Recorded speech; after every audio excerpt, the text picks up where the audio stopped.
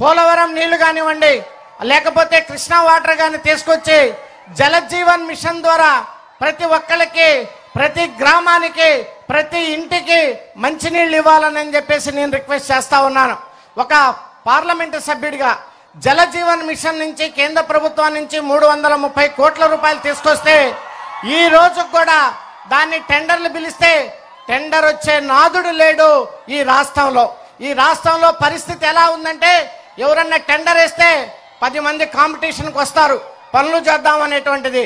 కానీ డబ్బులు రావని కేంద్ర ప్రభుత్వం నిధులతో పాటు వీళ్ళు ఇవ్వాల్సినటువంటి వాటా ఇవ్వకపోవడంతో వల్ల ఒక్కరు కూడా టెండర్లు వేసేటువంటి పరిస్థితి లేరు. చేనేత కార్మికులు అనేక మంది ఉంటారు. నేను ఈరోజు రిక్వెస్ట్ చేస్తా ఉన్నాను బాబు గారిని, తెలుగుదేశం ప్రభుత్వ హయాంలో ఏ రకమైనటువంటి చేనేత కార్మికులు ఉన్నారో వాళ్ళకు ఉన్నటువంటి స్కీములన్నింటిని కూడా తిరిగి తీసుకురావాలని చెప్పేసి కూడా నేను వారిని విజ్ఞప్తి చేస్తా ఉన్నాను. మరి ఆక్వా రంగం ఉంది, ఆక్వా రంగంలో అనేక మంది చేపల చెరువులు, రొయ్యల చెరువులు ఉన్నటువంటిది. ఈరోజు పవర్ ఛార్జెస్ వాళ్ళకి దాదాపు 6 రూపాయలు 7 రూపాయలు ఇవ్వటం వల్ల వాళ్ళు నష్టాల్లో మునిగిపోయి వాళ్ళ పరిస్థితి దారుణంగా ఉంది. ఏదైతే మేనిఫెస్టోలో పెట్టారో దాన్ని తప్పకుండా ఆచరించి ₹1.5 ₹2 పవర్ ఛార్జెస్ ఇవ్వటంగా ఆక్వా రంగంలో, ఆక్వా రైతుల్లో వెలుగు నింపాలని చెప్పేసి సందర్భంగా మీకు మనవి చేస్తా ఉన్నాను. మీ అందరికీ తెలుసు, కౌలు రైతులు ఇబ్బంది పడుతుంటే మా పార్టీ అధ్యక్షులు పవన్ కళ్యాణ్ గారు ప్రతి కౌలు రైతుని సొంత డబ్బులతోటి ఆదుకున్నటువంటి వ్యక్తి పవన్ కళ్యాణ్ గారు.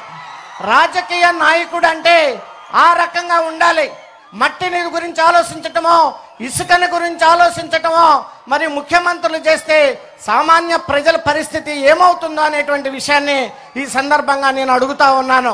మరి పవన్ కళ్యాణ్ గారి యొక్క ఆలోచన విధానం నచ్చి నేను జనసేన పార్టీలో చేరాను.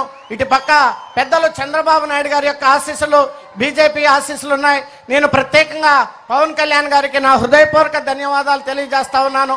ఈ రోజు నేను బీఫారం తీసుకొని వచ్చాను.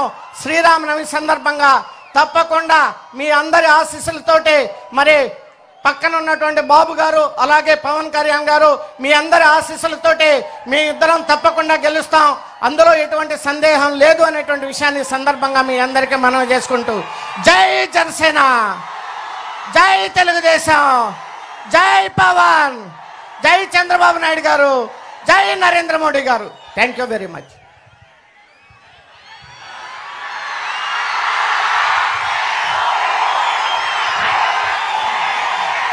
కరోనా ప్రజలందరికీ, అన్నదమ్ములకి, ఆడపడుచులకి, అక్క చెల్లెళ్ళకి, యువతులకి, పెద్దలకి, తెలుగుదేశం నాయకులకి, కార్యకర్తలకి, జన సైనికులకి, వీర మహిళలకి, ప్రతి ఒక్కరికి శ్రీరామనవమి శుభాకాంక్షలు. మీ అందరికీ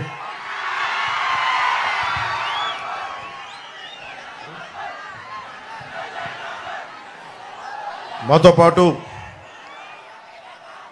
జనసేన బందర్ పార్లమెంట్ అభ్యర్థిగా వల్లభనేని బాలశౌరి గారు జనసేన తరపు నుంచి, కూటమి వైపు నుంచి ఎంపీ అభ్యర్థిగా పోటీ చేస్తున్నారు గాజు గ్లాస్ గుర్తు మీద. అలాగే కాగిత కృష్ణప్రసాద్ గారు ఎమ్మెల్యే క్యాండిడేట్గా తెలుగుదేశం కూటమి బలపరిచిన అభ్యర్థిగా పోటీ చేస్తున్నారు. మొన్న ఈ మధ్యన వారాహి విజయయాత్రలో మాట్లాడిన కొనకళ్ళ నారాయణ గారి గురించి మనస్ఫూర్తిగా కొనకళ్ళ నారాయణ గారికి మనస్ఫూర్తిగా నా హృదయపూర్వక నమస్కారాలు. అలాగే గుత్తికొండ రాజబాబు గారికి, బీజేపీ కృష్ణా జిల్లా అధ్యక్షులు, వారికి నా హృదయపూర్వక నమస్కారాలు. బండ్రెడ్డి రామ్ గారికి